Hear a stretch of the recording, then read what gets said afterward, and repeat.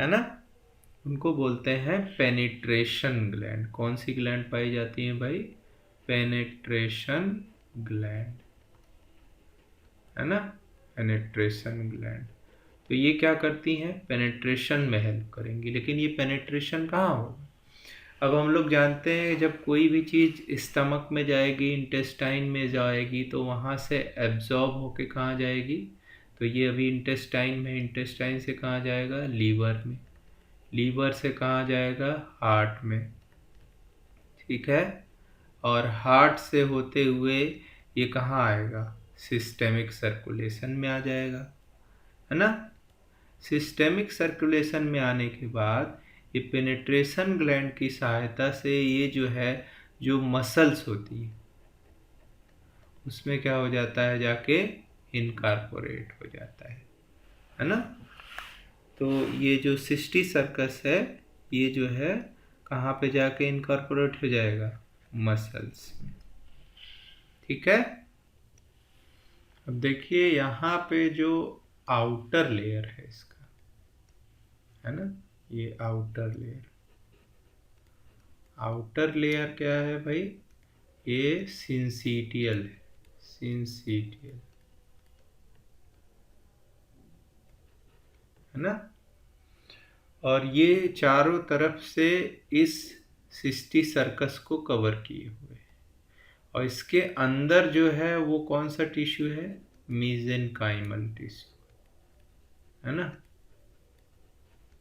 अब देखिए यहाँ पे इसका इन्वेजिनेशन शुरू हुआ। क्या हो गया? इस प्रोसेस को क्या बोलेंगे? Invagination, invagination. इनको इन्वेजिनेशन नहीं समझ में आ रहा है तो देखिए, जैसे बलून लिया है आपने, अब आप उसको फिंगर से जब प्रेस करेंगे तो आपके फिंगर के साथ साथ बलून का वो लेयर अंदर जाएगा। ये 2 डायमेंशनल में ना बेटा दिखाया गया है। तो जब वो अंदर की तरफ जाएगा तो उसी को बोलते हैं इनवेजिनेशन। तो हम इसको अगर कहेंगे invaginating cysticercus or bladder worm तो कोई प्रॉब्लम नहीं है। अच्छा, इनवेजिनेशन के बाद देखिए तो यहाँ पे जो ये रीजन दिख रहा है, ये किस तरह का दिख रहा है भाई? अगर आपने टीनिया सोलियम का स्ट्रक्चर ध्यान से पढ़ा है तो ये स्ट्रक्चर कैसा दिख रहा है? ये वाला, ये स्ट्रक्चर दिख रहा है स्कोलेक्स की तरह। कैसा दिख रहा है? स्कोलेक्स की तरह। देखिए इसमें हुक्स दिख रहे हैं कि नहीं? ये आपको सकर्स दिख रहे हैं यहाँ पे। ये क्या है? सकर्स है ना।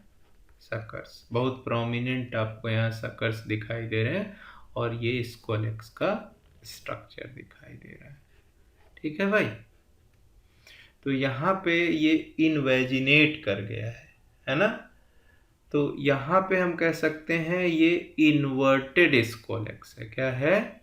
इन्वर्टेड, इन्वर्टेड स्कोलेक्स है ना। ये सबको समझ में आ रहा है ना? बोलिए।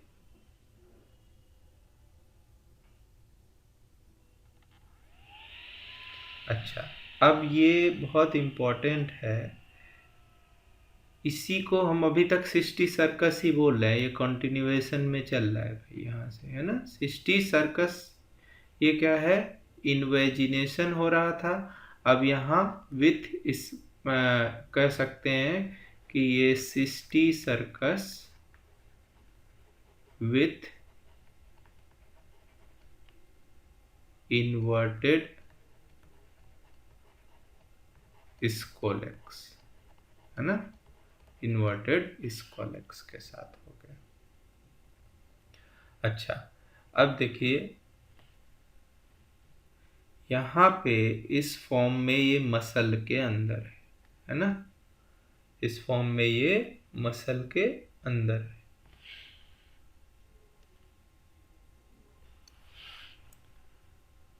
अब देखिए यहाँ पे ये जो प्रोसेस है यहाँ से लेके यहाँ तक होने में ये कुल 10 डेज लगे।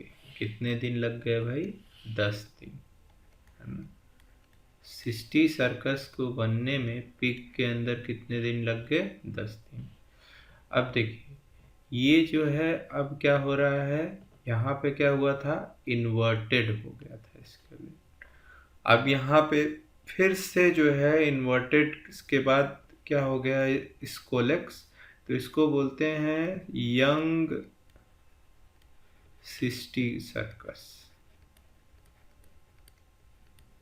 है ना। ये क्या है, यंग सिस्टी सर्कस। पर इसमें क्या हुआ है कि फिर से अब जो है यहाँ पे स्कोलेक्स का फॉर्मेशन हो चुका है, ठीक है ना। अच्छा, अब यहाँ के बाद ये स्ट्रक्चर जो होता है, जो ब्लैडर वर्म है या जिसको हम सिस्टी सर्कस बोल रहे हैं, तो जैसे सपोज करिए कि ये जो है मसल है ना, पिग का मसल है, ऐसे ऐसे ऐसे ऐसे, ठीक है। तो उसके अंदर ये स्ट्रक्चर ऐसे ऐसे जाके इसके अंदर ऐसे ऐसे फंस जाता है ना। तो आपको ऊपर से कैसा अपीयरेंस देगा, ऐसे ऐसे ऐसे है, तो देखिए ऐसे ऐसे appearance। तो इसी को बोलते हैं, जब जो पिग का मीट होता है उसको बोलते हैं पॉर्क। क्या बोलते हैं भाई, पॉर्क, है ना। लेकिन ये पॉर्क स्मूथ तो है नहीं, है ना। इसमें जैसे आपका मिजल्स हो जाता है, या जैसे हम लोगों के घरों में घमौरियाँ हो जाती हैं, या जिसको हम लोग छोटी माता बोलते हैं, स्मॉल पॉक्स का ही जो माइल्डर फॉर्म है, तो उस तरह का अपीयरेंस आपको दिखेगा। तो जो ये पॉर्क का सरफेस है उसके ऊपर ऐसे ऐसे आपको यहाँ से उभार जैसा स्ट्रक्चर दिखेगा। तो इसे हम लोग बोलते हैं मेसेली पोर्क। क्या बोलते हैं भाई, मेसेली पोर्क।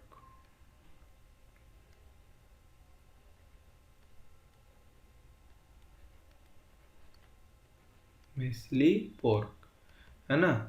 तो जब भी जो लोग पिग का मीट खाते हैं, पोर्क, है ना, एक कम्युनिटी है मुस्लिम कम्युनिटी, उसमें तो मान लीजिए ये पाया ही नहीं जाता एक तरह से, क्योंकि उनके रिलीजन में है कि पोर्क का मीट नहीं खाना है। तो ये कभी कभी ये भी पूछा जाता है कि किस रिलीजन में कोई केस रिपोर्टेड नहीं है, ठीक है। लेकिन हमको उससे मतलब नहीं है, जो भी इसको खाएगा भाई मिजली पोर्क को, उसको इन्फेक्शन हो जाएगा, है ना।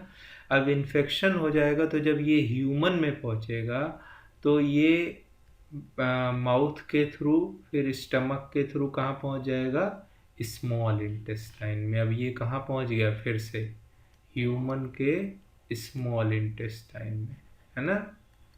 वहाँ पे ये क्या करेगा, फिर से इसके देखिए यहाँ पे इसका जो स्कोलेक्स है ये बाहर निकलेगा और ये किससे अटैच हो जाएगा। ध्यान दीजिए, जब मैंने आपको पढ़ाया था इसमें ऐसे बताया था, इंटेस्टाइन में विलाई होती है और विलाई के ऊपर क्या पाया जाता है भाई, बताइए। ये स्ट्रक्चर क्या है विलाई के ऊपर, यस, म्यूकोजा, यस, म्यूकोजा। तो ये म्यूकोजा के साथ इस कोलेक्स के थ्रू अटैच हो जाएगा और यहाँ नेक की क्या होने लगेगी, बडिंग होने लगेगी, है ना। तो इस तरह से फिर से ये अपने प्राइमरी होस्ट में पहुंच गया इन्फेक्शन के द्वारा। तो चलिए इसको एक बार जल्दी से रिवाइज। तो देखिए ये तो आपका जो ये पहला स्ट्रक्चर दिख रहा है यहाँ पे, तो ये कहाँ पे है भाई, अभी जो मैच्योर प्रोग्लैटिड है उसमें फर्टिलाइजेशन के बाद कहाँ है, ओ टाइप में। तो ओ टाइप के अंदर जो है वो ओ टाइप के अंदर क्या है, देयर आप देखिए उसमें जो है आपको देखिए नीचे दिखाया गया है कि वहाँ वाइटेलाइन ग्लैंड होती है। तो वाइटेलाइन ग्लैंड क्या प्रोड्यूस करेगी, योक सेल्स। तो योक सेल्स किसको सराउंड कर लेंगे, एम्ब्रियो को। एम्ब्रियो के अराउंड एक शेल का निर्माण करेंगे जिसको कोरियोनिक मेम्ब्रेन भी कहते हैं, और इसी को हम लोग एग कहेंगे। अब एग के अंदर जो आपका जाइगोट है वहाँ पे अनइक्वल डिवीजन होगा, क्लीवेज होगा, और there will be formation of embryonic cell, और क्या बनेगा, लार्ज मेगामेयर। अब फर्दर जो है एम्ब्रियोनिक सेल डिवाइड करेगी और क्या बनाएगी, माइक्रोमियर एंड मेसोमियर, और जो उसके सबसे बाहर है वो मेगामियर है। अब ये तीनों जो सेल टाइप हैं, जो जो माइक्रोमियर है वो तो आपका मोरुला बना दिया, मेन एम्ब्रियो, और उसके अराउंड ये ग्रीन कलर का क्या है, मीजोमियर है, और उसके बाहर कौन है, मेगामियर। तो ये बाहर जो मेगामियर है ये एक न्यूट्रिटिव एनवलप बनाएगा, है ना, और बाद में ये डिसअपियर भी हो जाएगा। लेकिन जो मीजोमियर है वो एक स्ट्रक्चर बनाएगा जिसमें स्ट्राइएशंस होते हैं, वो थिक होता है, हार्ड होता है और क्यूटिकुलर होता है, उसको बोलते हैं इम्ब्रियोफोर। तो ये देखिए इम्ब्रियोफोर है ये जो आपको दिख रहा है, ठीक है ना।